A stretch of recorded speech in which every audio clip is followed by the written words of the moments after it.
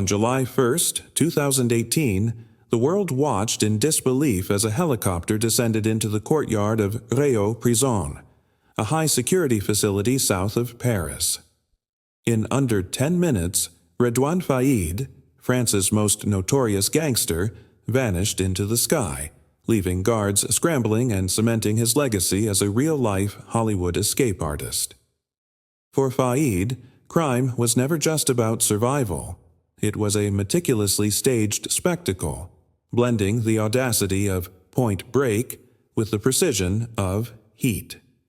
This is the story of how a fatherless boy from the gritty suburbs of Paris became a criminal legend, orchestrating prison breaks so daring they seemed ripped from the silver screen. Rédoine Faïd was born in 1972 in Créteil, a working-class suburb north of Paris, to Algerian immigrant parents. The fourth of 13 children, his childhood was defined by poverty, chaos, and abandonment. When his father left the family, young Rédoine shouldered responsibility for his siblings, navigating a world of cramped apartments and street violence. By his teens, petty crime became a survival tactic: shoplifting, sneaking into theaters, and reselling stolen goods. But Faïd wasn't content with small-time schemes. Inspired by Hollywood heist films, he saw crime as a path to power and freedom. Movies like Heat and Scarface weren't just entertainment, they were blueprints. Faïd studied their strategies, internalizing the importance of loyalty, precision, and psychological warfare. By his 20s, he'd graduated to organized crime, forming a crew with his brothers and cousins. Their bond was unbreakable, a necessity in a world where betrayal meant death. Faïd's early heists were marked by military-like planning. In 1999, his crew targeted an armored truck in central Paris. For weeks, they surveilled the vehicle's route, memorized guard shifts, and rehearsed roles.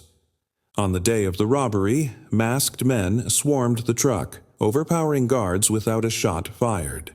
Within minutes, they vanished with millions of francs. The media dubbed him the gentleman gangster, a charismatic, calculating figure who avoided violence and operated with chilling efficiency.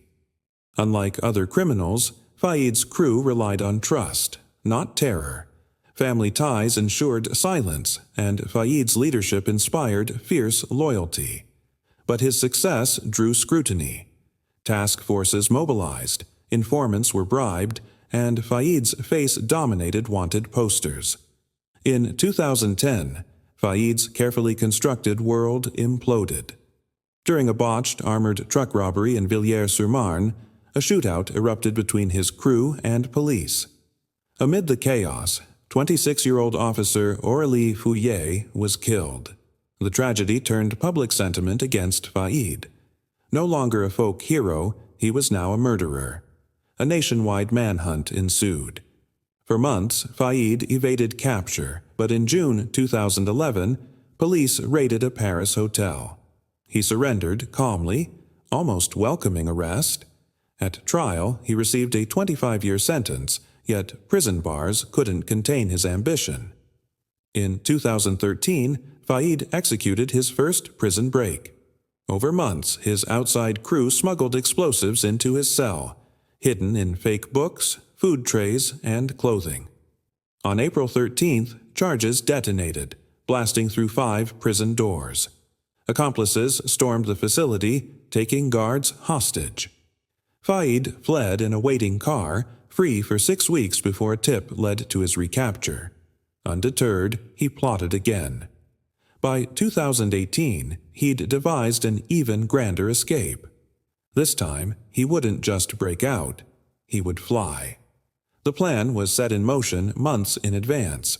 Faïd's associates on the outside knew they had to infiltrate a high-security prison, which meant conventional methods.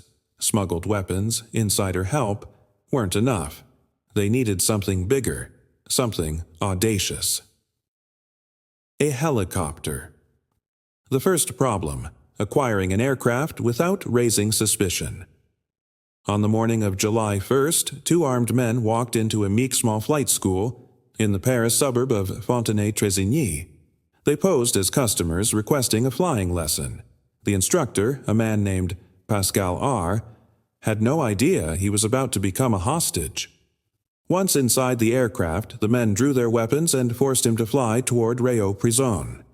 The second problem: precision.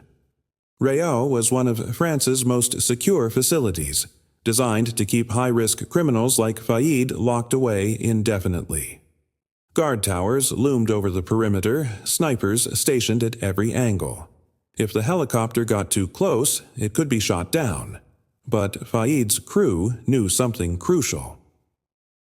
Réau's courtyard was a blind spot. The prison's defenses were designed for breakouts on foot, not from the sky.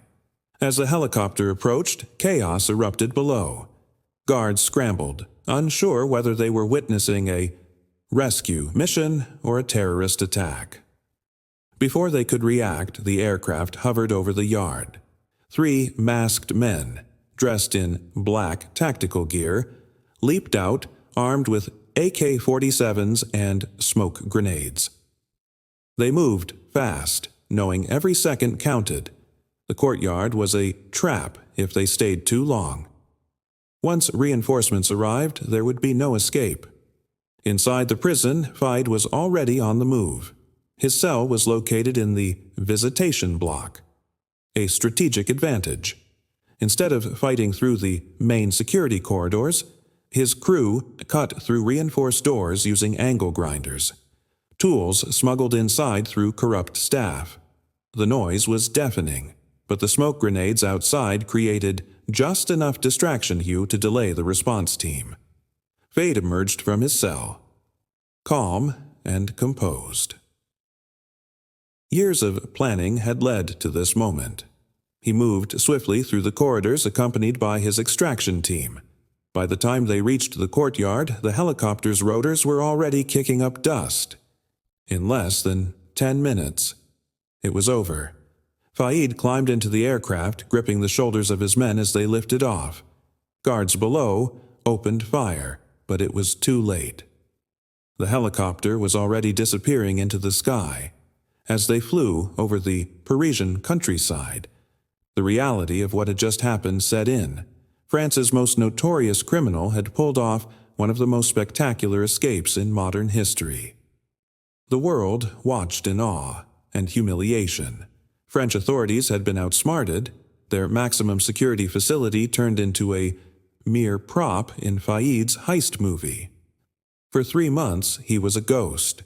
Police scoured the country, conducting hundreds of raids.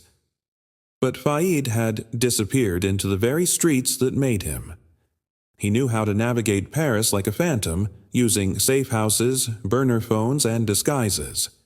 He switched locations frequently, avoiding digital footprints. His network of loyalists ensured that food, money, and shelter were always within reach.